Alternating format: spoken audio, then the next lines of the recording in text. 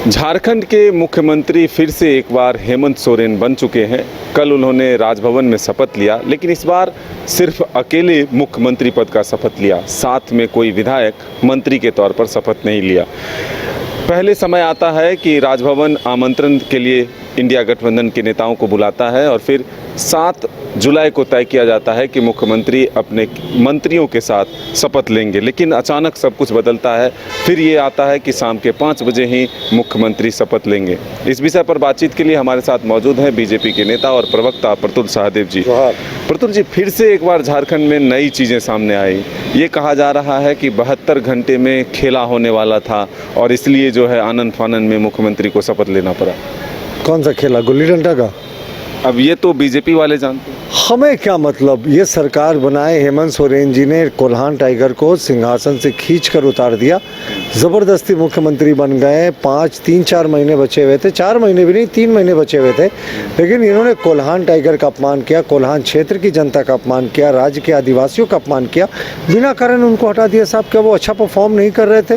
क्या आपने सिर्फ उनको कुर्सी गर्म रखने के लिए बनाया था कि जब तक मैं जेल से आता हूँ तब तक ही आप बनेंगे? जेएमएम ने क्या कहा था 4 फरवरी को प्रेस कॉन्फ्रेंस करके कि ये पूरा टर्म पूरा करेंगे, और इतने जल्दी इनके सुर बदल गए।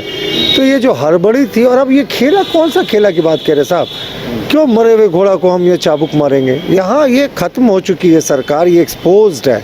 इस सरकार का जाना तो ऐसे भी तय है। 2 महीने 3 महीने की बात है, हम चुनावी अपने पूरे समर में जुटे हुए हैं। हमारे शिवराज सिंह चौहान भी आज रांची में हैं, चुनाव तैयारियां चल रही हैं, विधानसभा वार सम्मेलन हो रहा है, जिला कमेटियों की बैठक हो रही है। हमारा तो फोकस ही नहीं है, लेकिन ज़बरदस्ती का खेला हो गए, कुछ भी कह देंगे।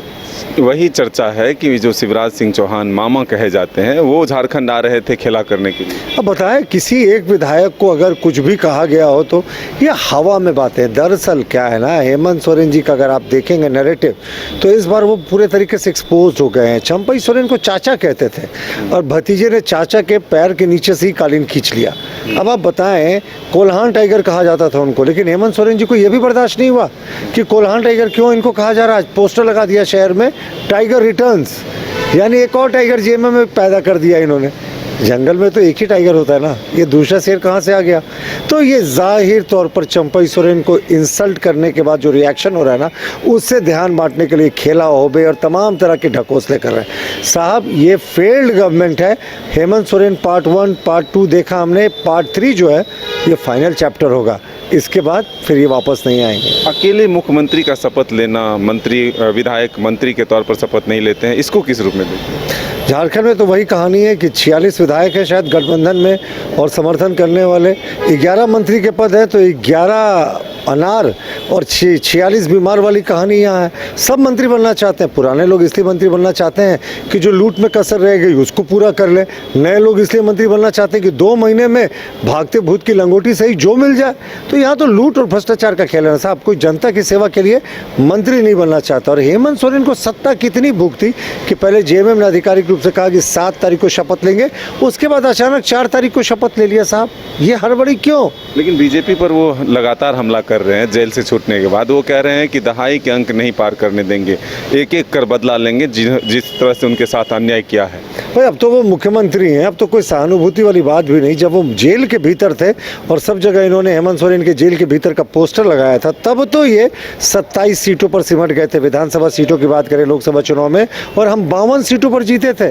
तो जाहिर तौर पर दुगने से ज़्यादा सीटों पर तो हम तब जीते जब ये जेल के भीतर थे। अब तो मुख्यमंत्री बाहर आ गए, और इनका हेमंत सोरेन पार्ट 1 कोई भूला नहीं। कैसे किस तरीके से भ्रष्टाचार होता था इनके करीबियों के द्वारा, महिला उत्पीड़न रिकॉर्ड पर था, बेरोजगारों को पीटा जाता था, बेरोजगारों के साथ छल किया गया, 32 लाख किसानों के लोन माफ़ी का वादा था, उसको कितना कम कर दिया इन्होंने। तो ये तो हेमंत सोरेन सिंबल है इस प्रदेश में। जो कुछ भी ठीक नहीं हुआ, तो अब तो वो सत्ता में आ गए हैं, तो अब तो इसका भुगतान उनको भुगतना तो पड़ेगा। हेमंत सोरेन के वापस लौटने से बीजेपी की कोई मुसीबत बढ़ी या फिर ठीक है? हमें कोई फ़र्क नहीं पड़ता साहब। हम अपने राष्ट्रवादी एजेंडा और जो क्षेत्रीय मुद्दे हैं उनको आगे करके चुनाव लड़ते हैं, उनको लेकर हम आगे बढ़ते हैं, और हमारा जो कार्यक्रम है वो तय रहता है। हम अपने तैयारी शुरू कर चुके हैं, और हेमंत सोरेन के लौटने से जिसको परेशानी होगी वो अपना देखे।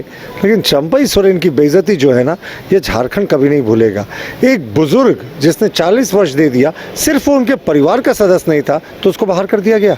ये बेहद अफसोसजनक ये है। जो वो कहते हैं कि एक चुनौती ये भी देते हैं कि जब चुनाव कराना है तैयार हैं हम, आज कराना है आज करा लो। हाँ, हम भी तैयार हैं, करा ले, रिकमेंड करें, विधानसभा भंग करें, जाए चुनाव में।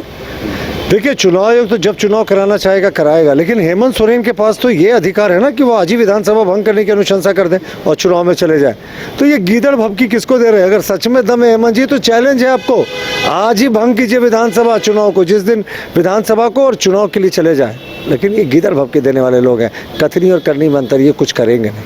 तो ये थे प्रतुल सहदेव जी, जो साफ तौर पर कह रहे हैं कि हेमंत सोरेन के जेल से बाहर आने के से भी और मुख्यमंत्री बनने से भी कोई फर्क नहीं पड़ने वाला, क्योंकि लोकसभा में जो परिणाम आए हैं उससे ये स्पष्ट है कि बीजेपी को राज्य की जनता ने अपना समर्थन दिया है। 52 सीटों पर बीजेपी ने बढ़त हासिल की है। तो ऐसे में आने वाला जो विधानसभा चुनाव है उनका परिणाम भी इनके पक्ष में होगा।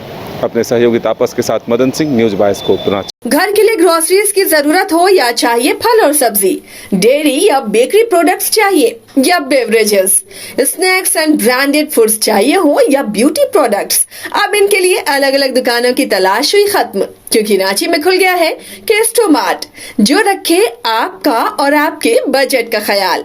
हर सामान पर 5% की छूट, होम डिलीवरी की सुविधा भी। आज ही पधारें Kesto Mart, one stop solution for every customer's requirements. Call 9153989339.